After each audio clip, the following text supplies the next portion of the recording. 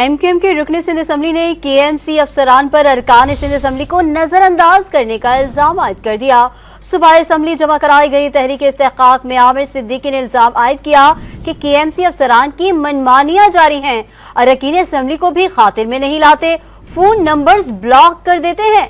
मज़ीद तफसीलात जानेंगे डॉन न्यूज के नुमाइंदे खावर हुसैन से। खावर, ये क्या माजरा है, आगाह कीजिएगा तफसीलात से। कराची म्यूनसिपल कॉरपोरेशन के अफसरान की मनमानियों के खिलाफ अरकान रुकन सिंध असम्बली आमिर सिद्दीकी ने तहरीक इस्तेहकाक सिंध असम्बली में जमा करवाई है। उन्होंने मौक़िफ़ इख्तियार किया है कि municipal commissioner KMC Afzal Zaidi को अपने हल्के के मसाइल के हवाले से कई खतूत लिखे हैं। गुरु मंदिर और लसपेला पर टूटी फूटी सड़कें और खुले गटर से कई हादसा हो चुके हैं।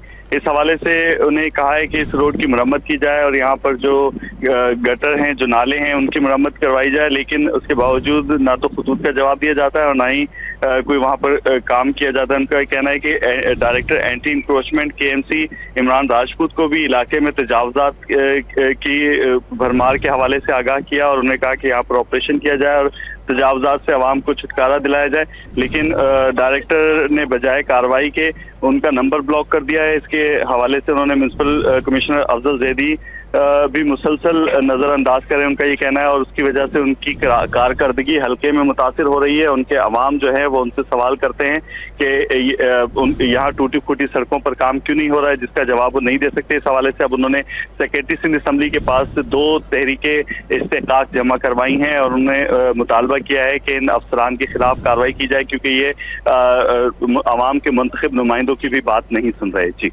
खावर हुसैन तफसीलात से आगाह कर रहे थे, आपका शुक्रिया।